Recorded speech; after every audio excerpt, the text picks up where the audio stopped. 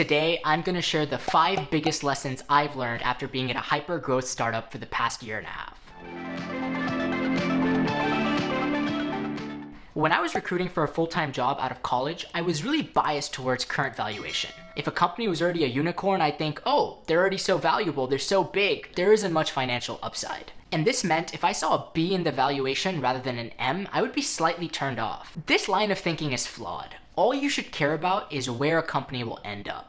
If you had joined Stripe at $3 billion, you'd be very happy with the current valuation of about $90 billion, putting you at a pre-dilution growth factor of 30x. The correct way to think about this is with the growth potential, by using a really simple formula. Future valuation divided by current valuation times some dilution factor. So let's say, for example, you were thinking of joining a company and it was worth $500 million today. And after your analysis, you think one day the company could be worth $10 billion.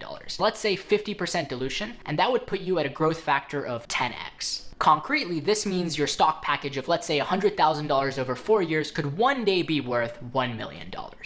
I always wanted the strike price of my options to be as low as possible, because it meant exercising my options into shares would be cheaper. I now know strike price has no bearing on anything except the amount you pay to exercise and taxes. The real thing that matters is the quantity of your equity and the growth factor. It's easier to explain this through an example. At company A, you're getting 10,000 options with a strike price of $5 an option and a preferred price of $10 an option.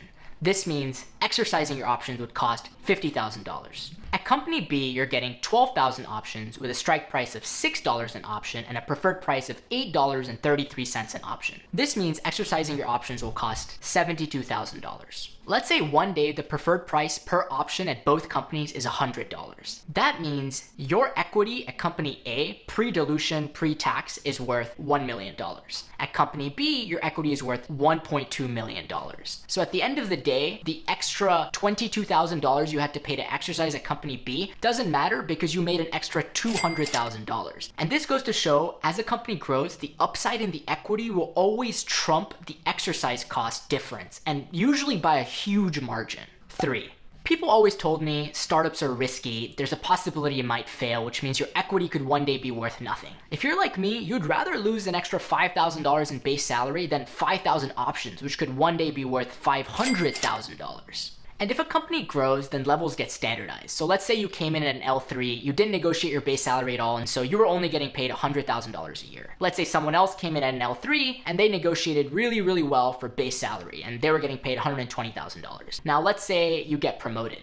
Both of you will be at L4, and the company will have grown by this point, so the levels will have standardized, which means both of you now will be making $150,000. And so see how it doesn't really matter what you came in as? You ultimately will standardize, and you'll both be making the same salary. But you won't be making the same equity, because as a company gets bigger, the equity becomes more valuable, and so a company can never make that equal. So when you join a company, try to get as much equity as you can. 4. Understand a smaller company doesn't always mean more financial upside.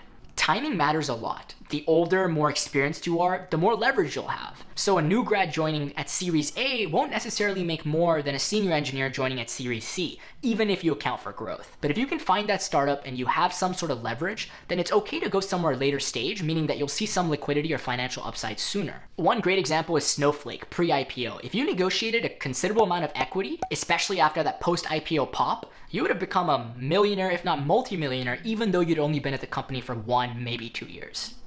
I always thought, oh, it doesn't matter how much I negotiate. I'm just going to show up, do my best. The company will realize how valuable I am. I'm going to get promoted and I'll make the big bucks later. And that isn't true. A company will do whatever it can to close you. They might even double your initial compensation package to get you in. They'll make wiggle room even if none exists. But once you're at the company, even when you get promoted, only expect to see a 10 to 20% raise. And that might not even adjust for inflation.